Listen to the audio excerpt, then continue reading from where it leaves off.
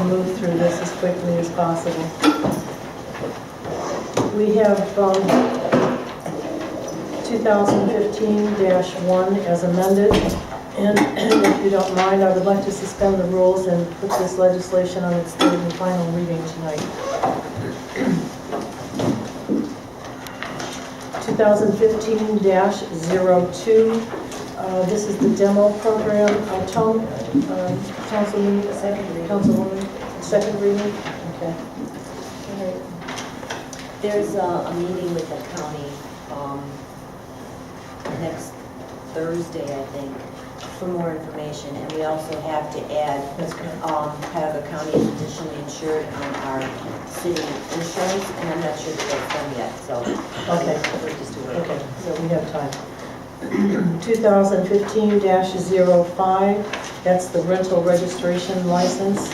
This is a first reading at this point. Councilman Trojanski, did you want to address this at all? I just want to say, I introduced the legislation with the intent of, we have about 2,900 rental properties in the city, approximately 500 of those are delinquent, and we all know that income and property taxes are the bread of the community, and we're asking people who want to receive an occupancy permit to be responsible with the properties by either being on the payment plan or being current on their taxes. So I don't think that's an unreasonable request, and so this legislation would just allow the city a tool to hold those persons accountable. Okay. First reading. Madam President, a question. Go Is ahead. there any legal complications with that? Denying someone the right to rent their property just because they're not up on Not that I'm aware of. South Euclid has an ordinance that just passed in December, and there's a few other communities that have ordinances in the recent out, so it's legally recognized. Okay. Yeah. Any other questions for Councilman Trojanski? Yeah, Madam Chair, just Go ahead, to Mr. Jackson. kind of along those same lines, I asked this question months ago, and it seemed like there was an issue with withholding the occupancy permit. So I would just want to make sure that we do check that out before we go and ask and approve this. I think I would like to ask the law department to take a look into that, so we can just be sure. Okay. Because I feel the same way that if they're not current, or if they're behind, or if they're not on the payment plan, one way maybe to get them current or on a payment plan is to withhold occupancy to any new tenant. So I agree with that. In fact, I'd like to be on as a co-sponsor, if it's deemed to be legal. Okay. Thank you. Comments on this? Resolution 215-06. I do believe that this has been pending for a little bit, and this is the donation of 2 parcels on Schreiber Road. Madam Chair, these parcels are actually coming to us from the county land bank, and they're in Alex's district, and he was good enough to go to the adjacent property owners, and we do have a buyer for this property. I have to accept it. Just letting you know. Correct. Madam President, Go ahead, Mr. Adams. yes, I did talk to the resident, the owner of the property. There's a renter in there now, and she was awfully excited about getting this property, and I'd like to co-sponsor this, and I recommend we move this for final reading. Thank you. Do you have any objection to this, Councilwoman? Okay. Well, let's suspend and move this on so we can get the sale going. Good. And if you turn your expenses, $1,000, 2015-09 to 12. Are there any questions on that?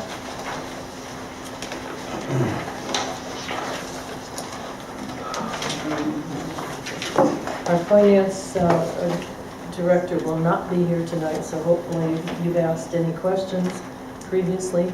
She's not going to be at the meeting. Okay. No questions? We're good? Madam Chair, can you hold on 1 second, please? Certainly.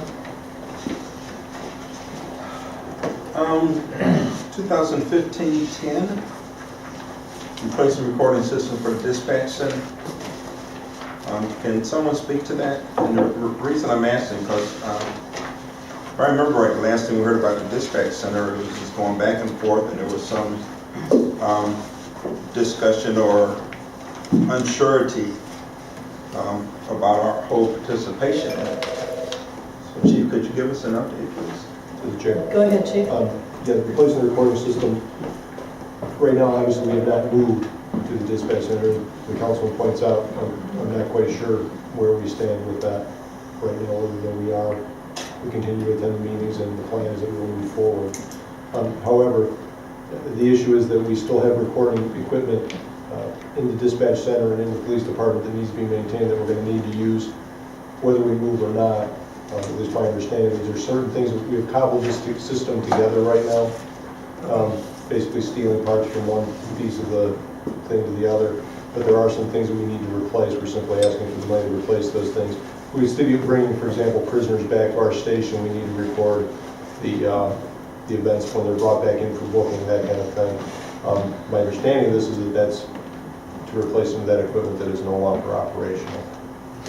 So what you're saying, Chief, is that it wouldn't be redundant if we actually are able to move into the... No, right, and anything that obviously if we move to the SECC, if there's anything that would affect the actual dispatch center itself, that would not be replaced, and there would be no need. The funds would just be returned to the general fund of the ambulance bill. Okay. They would not be used.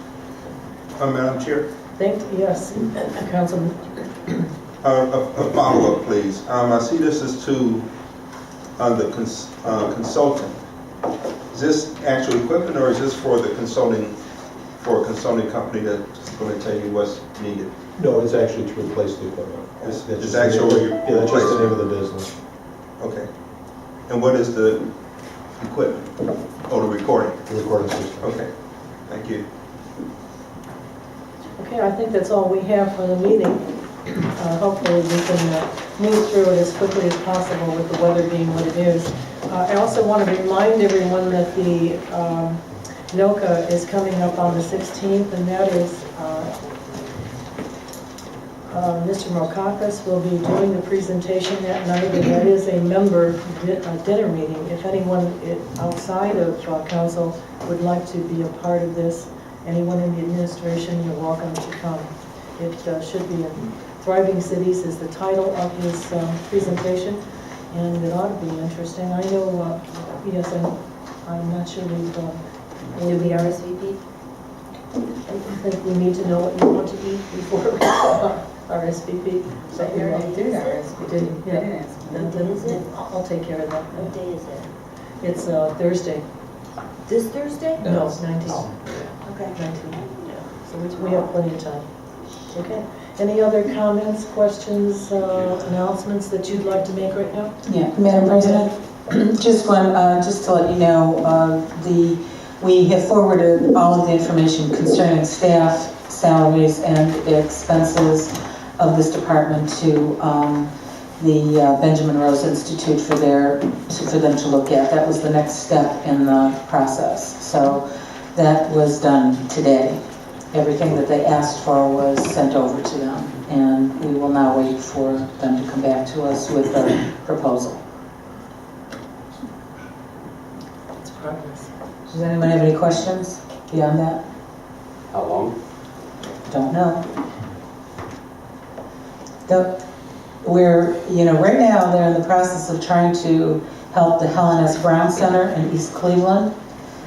They moved into a church, and they are trying to help them. They're trying to keep us afloat. So right now they hold the cards. I have to wait until they come back with the proposal. Any letters of support would help or no? No, right now we don't even know what they're going to offer. So when we had our preliminary meeting, we talked about what we do, about numbers here, how many staff. They at least thought it was important to keep all of the staff intact. so that we could continue. But they also asked how we felt about, you know, they use the word, you know, perhaps that we would be doing some services with East Cleveland. You know it. It's very far away.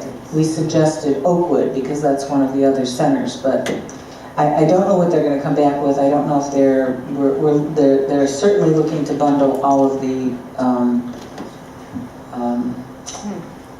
money that's coming from the county and coming from the area agency to both agencies. So they want to use that money in the best manner that they can. Would that include transportation as well, if they decide to? I'm not saying that they're going to bundle services with East Cleveland. They're going to maybe finances to see, and perhaps, you know, they have two of us here that are left that do home visits and things like that. We may be asked to go to another community as well as here. That may be maybe so many days here, so many days there. So we're not sure what they're going to come back with. And we have to wait until they make that proposal to us. They know the seriousness of the situation. They know that we're at this moment not in the budget beyond March 31st. We made it very clear, you know. They asked us, you know, I don't know what else to say except that we had the head of the Benjamin Rose Institute, Mr. Brody, the head of the Rose Centers for Healthy Aging, Mr. Biedenbach, the head of the Western Reserve Area Agency on Aging, Dr. Beach. They were all here, the mayor, the finance director, and myself.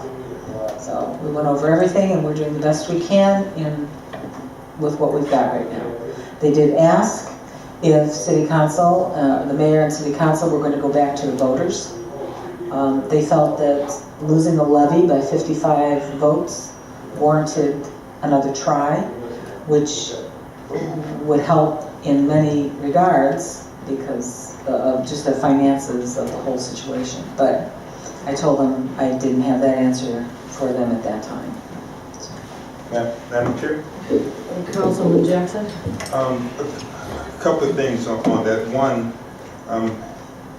has there been any conversation or any, I'm going to say, negative feedback from the people that your whole grants with now, dealing with the program? Not at all. The people that hold the money, the area agency and the Department of Senior and Adult Services with the county actually is looking to try and get us more money from the county council, increase our grant. They want us to stay open. They prefer us to stay the way we are, but the truth is the money follows the client. Just remember that. The money follows the client. It doesn't stay here. And number two, to the chair, to Councilman Trojanski, I think this is another reason, a very, very good reason, that some finance meetings need to be held sooner than later. I don't want to wait until a couple of weeks before our budget is due to try to hold meetings and then run through the whole budget. So if you could start scheduling some meetings so that we can be looking at our budget. While we're talking about the possibility of Benjamin Rose, what does council feel about the possibility of putting yet another levy on? I know we were turned down with actually 5 different levies, so to put another one on this year just seems. Oh, we can't do it for May. We have to wait until November at this point. I mean, think about it, council, if we want to do something like that. Not sure if it would be feasible under the conditions, but Madam Chair. Mr. Councilman Brownlee? Concerning the property tax levy, I mean, we would have to wait till November, and then if it did pass, I mean, we wouldn't see money for another 2 years. It'd be the senior center decision will already be well past. So entertaining the thought of a levy to save the senior center as is I don't see how it's even feasible. Madam Chair, Councilman Jackson? Yes. I think we should do everything that we can to try to save the senior center, because like she said, it was only 55 votes, and you had all those other levies on the ballot.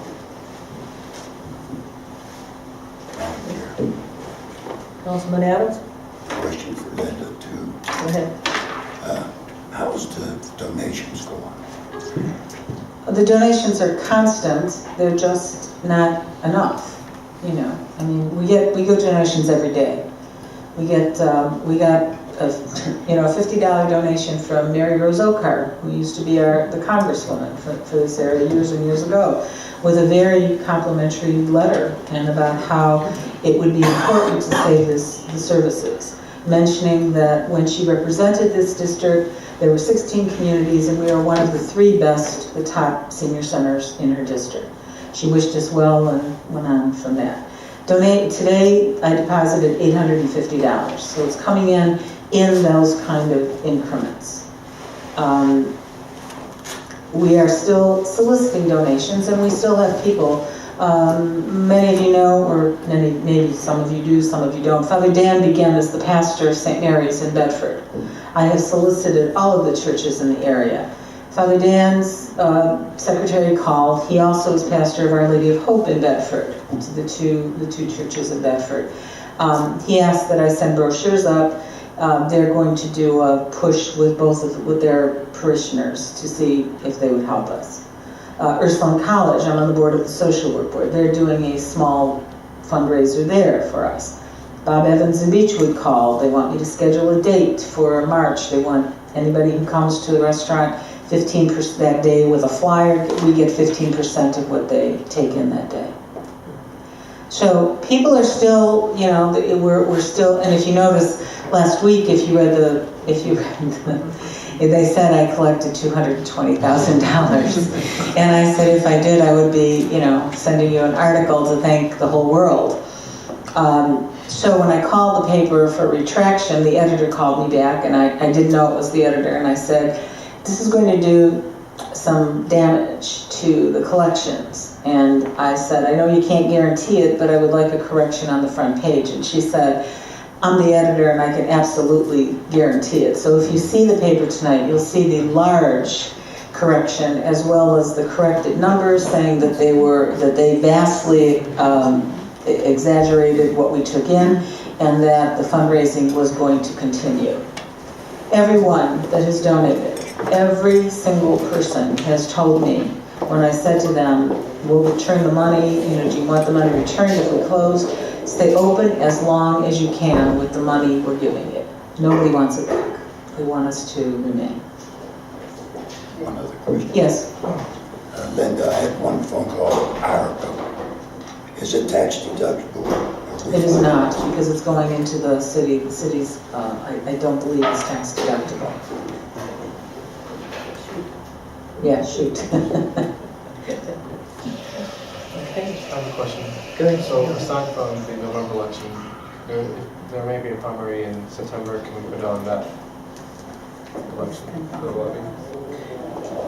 We have budgeted for an election, but I don't know how much we can put into a separate election. Well, and then the issue, as Councilman Brownlee mentioned, is that it won't come forward until we need it first. I don't know how we can manipulate something like that, but we certainly need to put our heads together and see what else we can do to come up with a, I don't know. Madam Chair, it's something along different lines. It actually was in response to the memo that was sent out on the 30th. I had spoken with CSU back, maybe June, I think it was, June, July, about the possibility of holding a training, and they hold training for other cities in the area as well. They said they would be open to holding a training here for Maple Heights officials if everyone was on board with having one. So I have contact information if that's something that you would like to pursue. And they thought it was always a good idea to have a training of this type that would go over parliamentary procedure and the sunshine laws, kind of the basic things that we would need to know as council members. Are you aware of the memo that he was referring to? And if you've been taking the mail out of your boxes, it was in the boxes rather than...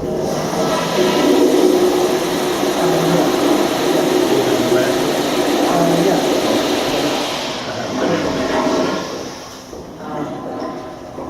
Okay, because sometimes there is mail in your box that you cannot get online. I don't think so. It wasn't email? No. It was in... All right, is there? Yes, go ahead. See, now we're working on the council rules. I think we ought to wait before we get an answer to that. There's a lot of things we can address in our council rules. And everything that we have been discussing, we could note in our council rules. And then if nothing is covered, then we can go to the Robert's Rules of Order. But I don't see why we have to attend classes during the week that most people work, Anthony. I just think we can do it through our council rules. Well, With the advice of the attorney. Good suggestion, good comment. It could also be interesting to see exactly what it is they are planning on offering, the details, the length, the depth, the breadth, and the cost as well, and the timing. So if all of those details could be forwarded, we'll take a look at it. Okay. Yeah, I've reached out to them through email. I imagine I'll hear back before the end of the week with some more particulars. Okay. All right, any other comments? Madam Chair. Go ahead. I don't know if you could answer this, or perhaps Tanya. I've gotten quite a few calls about there was no trash pickup on the west side. Do we have any idea? Is it due to weather or payment or weather? Weather. Okay. Very late. Okay, so we just let people know it's a day late. Okay. Just leave it out then? Yes, Yes, I can't see you, Tanya. I know. That's on purpose, Tanya. Because we did have some issues last week as well, correct? Yeah, Now that was, now we get to no, know everybody. The phone's been texting. All those fears that you kicked out. Noticed today on that on a robocall today, that it was being delayed. That's Yeah, usually interesting. get cell phones, don't get Yeah. Okay, let's take one more. Go ahead. You know, get back to Councilman Brownlee's suggestion, and then get back to Ron's suggestion. And as now that we're going through the council rules, and we have so much on our plate right now, and Ron's right, and we do have to have some finance meetings before we can kick up and have more on our plate. Let's concentrate on doing the important things right now. And then we can take that up down at a later date if we wanted to. Okay. I think the budget. Yes. March 31st. March 31st is our budget deadline. Yeah, so we have a little bit of time, but yes, absolutely. Good suggestions. Okay, folks, we have 5 minutes. If you'd like to take a break, stretch your legs, and then we'll start the meeting actually on time tonight.